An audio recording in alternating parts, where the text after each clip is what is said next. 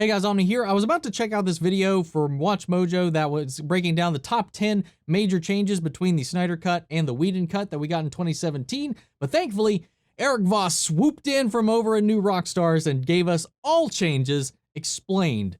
Man, Eric, you are a hero, a god among men, deserving of being a Justice League member yourself. Let's make that happen. Hashtag release the Eric Voss cut. Anyway, if you haven't checked out my reactions to the Snyder Cut, those are all up on the channel right now. All the proceeds from those videos are going towards the American Foundation for Suicide Prevention to honor the movement itself and what it stood for in the beginning.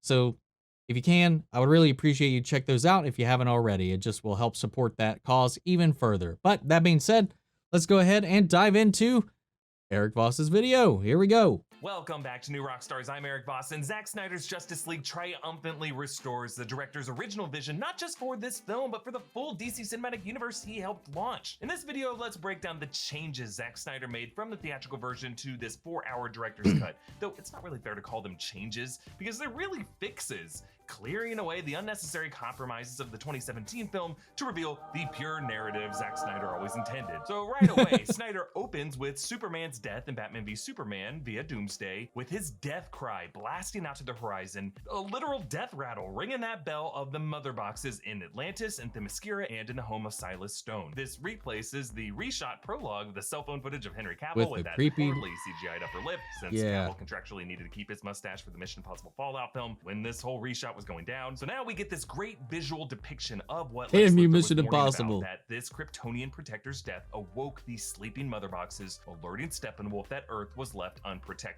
And hearing Kal-El's cry gust past us, links his life force with this particular alien tech, setting it up to bring him back later. Lois visits the Heroes Park Memorial. Zack Snyder himself actually cameos in the coffee shop. It's actually a fun meta way. He said he was storyboarding this exact shot. Jimmy Olsen actor Mark McClure from the Richard Donner Superman films cameos as a park cop instead of the Central City desk cop he was in the theatrical cut. And you've noticed how Snyder put all of this in the ratio of 1.33 to 1 or 4 to 3 according to cinematographer Fabian Wagner. And he did this to be able to frame character movement more vertically, since many of them fly and leap and swing battle axes from up to down, as characters tend to do in comic book panels, as opposed to the traditional cinema left to right movement. Also, this cut was rescored by Junkie XL, past collaborator with Hans Zimmer on many of these DC films. His percussion and his haunting melodies tie all of this together really, really well. Gone is the theatrical cut Batman rooftop opening, in which he sees 3 mother boxes and green parademon blood. Instead, we get a prolonged hike through the Icelandic glaciers as Bruce looks for Arthur, and Arthur's departure is serenaded by townsfolk singing an Icelandic folk song.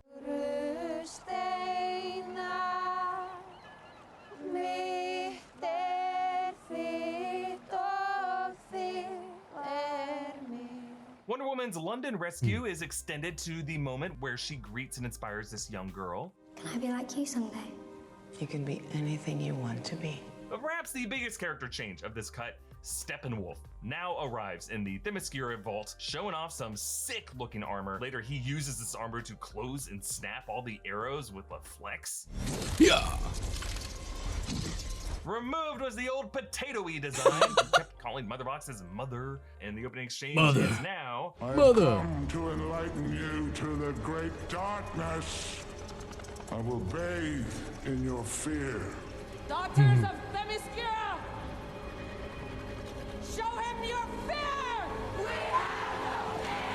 And then after an even more brutal loss to Steppenwolf, the Amazonian's Arrow of Artemis in the Shrine of the Amazons leads to an extended sequence of Diana descending into the ruins to find this chamber detailing the history of the ancient war against Darkseid. Aquaman's Fisherman Rescue no longer features that moment where he has parademon green blood on his hand afterwards. The song There Is a Kingdom now plays over his sexy wave greeting and not so sexy littering, though we do now see him bicker with Willem Dafoe as his mentor Volko about hating Atlantis and not wanting to take his mother's trident, all taking place at the foot of the statue of the ancient king Atlan. And we finally learn more of Steppenwolf's backstory via these chats with Darkseid's lieutenant Desaad. Steppenwolf was a disgraced general hoping to be allowed to return home to Apocalypse by conquering 10,000 worlds for Darkseid, and he explains that his parademons can sense the scent of the other 2 mother boxes, and he ends by saying 50,000 worlds, which actually later end up being among his last words before Superman blocks his death blow. For Darkseid. Diana God, I love explains that to moment. Bruce this ancient war. It's this glorious expanded sequence, now including Darkseid in this battle. Zeus is flanked by Ares, with David Thewlis's face from Wonder Woman showing up here. Artemis beside them with her shooting arm glowing. There's a past Green Lantern there to help, and he goes down fast. Darkseid cuts off his hand, and the ring almost goes to Darkseid before Artemis's arrow hits him back, and it zips away. Ships roll up with the Atlanteans, including King Atlan. Just imagine. And Robin Wright cameos again. It's all very 300 and Lord of the Rings. I love it. He And it got feels the like such a ring, triumph too. to see these defenders of Earth repel these bookending the Justice League's badass victory at the end. If they could do it back then, we could do it again. Snyder restores Barry Allen's beautiful rescue of Iris West in a cascade of hot dogs. It's just so sweet and heartbreaking as Barry's only able to have these little connections in a fleeting moment to the rest of us. Guy's gotta be so lonely. Another added scene shows Steppenwolf and Parademons dragging Atlanteans from the ocean using a mechanized Starro to scan their thoughts. Starro is a parasitic hive mind from DC Comics, and it sounds like he's confirmed to show up in James Gunn's Suicide Squad later this summer. But Victor Stone's Cyborg gets one of the biggest restorations in this film. He's now truly the beating heart of it. We see his backstory as a GCU football star, his father Silas missing the game, his mother Dr. Stone defending him to a GCU dean for hacking the grades of a friend going through a tough time, and then their fatal car collision. Vic reawakens in his mind's eye, exploring his new powers as Cyborg. I love the sequence, showing his potential to control all world weaponry and financial systems. God, I with love a it. Wall Street bull fighting a Russian bear, which he just clears aside to redistribute the wealth of this downtrodden server and single mom. If you had $1,400 in your account this week, you can thank Cyborg. Bruce's recruitment of Barry Allen goes roughly the same, except Snyder left out Barry's brunch rant. Thank Bruce still throws God. a batarang directly at the face of someone he's not totally certain is fast enough to dodge it. I love it. But then, God, this one got me. Snyder extends this, showing Bruce and Barry driving past this billboard, and it reads, "You For are not alone." American It's Foundation, a wonderful reminder to Suicide all Prevention. those struggling out there. From the American Foundation for Suicide Prevention, AFSP.org, really reminding us of the guiding force for Zack Snyder. We get a few more Alfred scenes, including him trying to help Diana make some tea and building Bruce's new gauntlets that can absorb Kryptonian blasts of energy. And there's also a new later moment when Alfred lectures Bruce about all the king's horses, how you can't really face the charging bull, don't wave the red cape. We also get more scenes with Vic's father, Silas Stone, and his assistant, Ryan Choi, whom the epilogue sets up as the future Atom. Steppenwolf's attack on Atlantis is more fleshed out, including this new moment with Mira. You can't escape. I'm not trying to. Love it. Whoa! So Mira is a waterbender, and she has just used her power to suck out the water from Steppenwolf inside this air pocket, including his blood. She is a bloodbender. Victor explains a new historical sequence showing how the third mother box was found in World War II Germany and then got into Silas's hands later on, which he then used to give Vic his cyborg body. And from this, the team deduces that they can use the same tech to reanimate Superman. Meanwhile, there's a new scene where Steppenwolf realizes the anti-life equation is on Earth and alerts Darkseid that he's close to conquering the planet. It's great. We understand who the villains And the are, how multiverse. they're working together, what their opposing team strategy is. But then there is this crazy new Lois and Martha scene that ends with Martha shape-shifting into the Martian Manhunter, and then back into his human disguise of General Swanwick, Harry Lennox. The world needs you too, Lois. So the reason that he posed as Martha here is he needed Lois to stay in the game, and suggesting that he knows that Lois is the key to Superman. But before we continue, online shopping has basically become the only shopping. That's where today's sponsor, Honey, comes in. Honey your is the ad free browser read. extension that scours Cyborg, exhuming Clark. The resurrection sequence now includes Flash and Cyborg exhuming Clark without that pet cemetery joke. And then later in the ship, Snyder includes this new line from the Flash setting up his time reversal powers. I don't like to break this rule, but when I approach the speed of light, look, crazy things happen to time, but if I do it, I create massive electrical power. And that is exactly what we see in this re-edited sequence. The tiniest reversal to sync Barry's speed force with the moment the mother box hits the fluid, setting up his big move in the final act. Meanwhile, we cut to Lois in another new scene revealing a pregnancy test in her drawer. Actually, in the epilogue, their return to Kent Farm, Snyder edited over her U-Haul box with a baby basket and looped in Bruce congratulating Clark. Congratulations, by the way.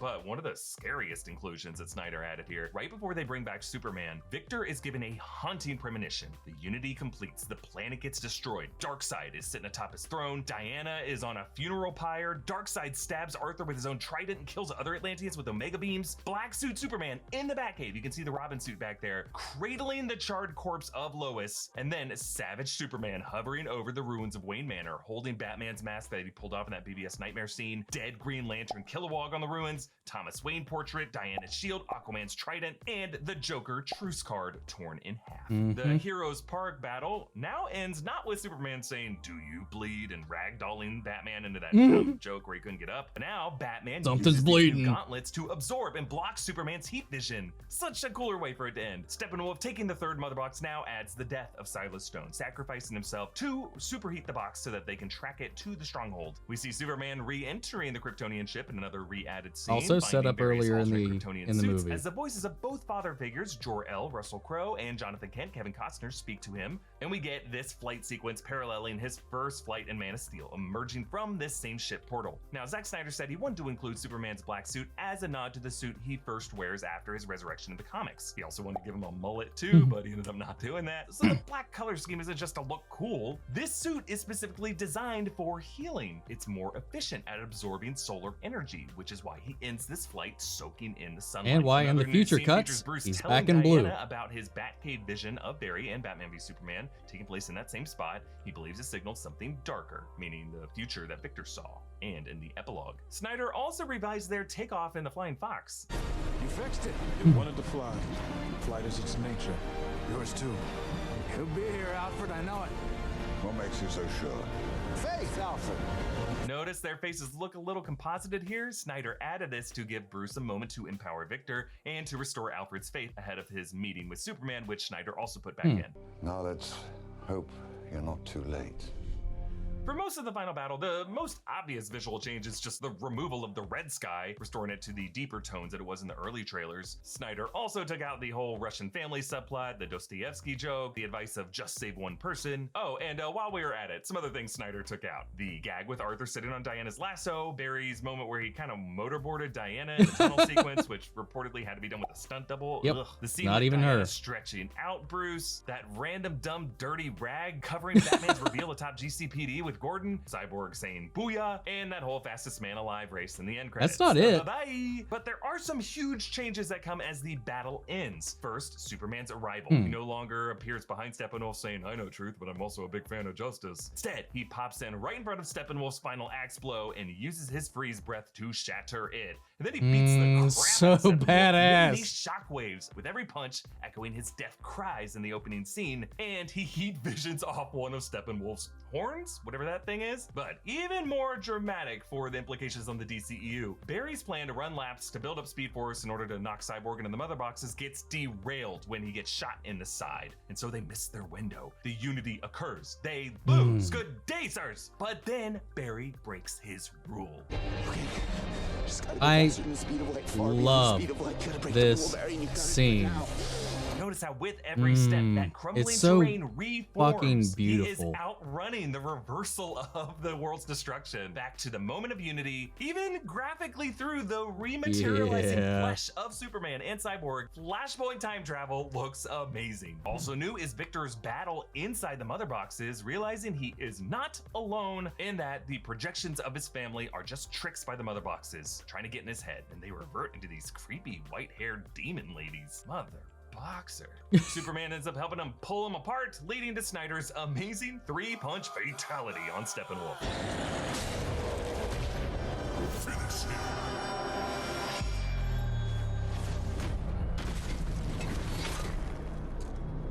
Fatality.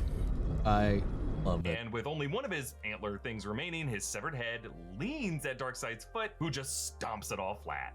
Yuck. Darkseid glares at them through the Boom 2 portal and tells Desaad and Granny Goodness to ready the Armada, leading to this largely new epilogue. Shots of Victor listening to Silas's recorded message of fatherly wisdom, Arthur departing Volko and Mira, Batman on his War Machine tank from The Dark Knight Returns, Superman ripping open his shirt to the black and silver emblem, and then an extended version of Lex's escape from prison and meeting with Deathstroke, and then this creepy post-apocalyptic sequence with Bruce and Victor's premonitions come true. Batman leads Cyborg, Flash wearing armor, Mira, and Deathstroke, so presumably Arthur and Wonder Woman are dead, and they add in Jared Leto Joker, who taunts him over Robin. He knows exactly what it's like to lose someone he loves, like an adopted son. The Batman counters with some interesting words about Harley Quinn. Because when I killed Harley Quinn, she begged me. And when I killed you, and make no mistake, I will f***ing kill you. Then I do it slow. Snyder said this was the one new scene that he wrote without it being part of his original Justice League film. For what this all means and the implications, check out my Ending Explained video. And of course, the final scene features Bruce meeting Martian Manhunter at his lakeside home. Fade to black for Autumn. Leonard Cohen's Hallelujah cover over the credits. A completely new film, folks. Really, these changes are best appreciated by watching the full Snyder Cut in its totality. However many sittings it takes you, trust me, it's worth it at the end of the day. One. If you haven't done it and just On watch 2 this hours of video to sleep, get a but I sense of what did the it. changes are, you still won't be disappointed by just watching this beautiful looking 4 hours of storytelling. Follow me on Instagram and Twitter at EAVoss. Follow New Rockstars. Subscribe to New Rockstars for everything you So love. there Thanks was a for couple watching. things that Booyah! he I'm just missed. kidding. We're not doing that. I don't think he missed, unless I somehow missed it myself. I don't think he mentioned it because there's a couple of things that were different on the farm scene. Namely, the comment about him smelling bad or smelling good. Sorry. Because they repurposed or reshot some of those lines. The one where he was like, "You spoke," or where Lois was like, "You spoke." And he was like, "Did I not before?" And when she's hugging him, she's like, "You smell nice." And then he goes, "Did I not before?" Like, I don't know why you needed that change, but that was one of them too. Also Cyborg getting cut and ripped in half. That was gone. There was something else. The scene with Flash saving the people they rescued at Gotham Harbor, gone. The one with him zip zooming around, in super speed, catching all the rubble that was falling on them. Apparently, reportedly, Whedon removed that because that scene was completely shot. The VFX, from what we've heard, was already finished on all of that. And he was like, audiences won't know what's going on. I don't know what's going on. So they cut that scene out. When it was one of the most badass moments in the whole movie, cut out because he thought the audiences were too stupid to understand that super speed is the Flash's power. Also, the Barry pushing the Parademon through the wall, dodging the Parademon shots, gone.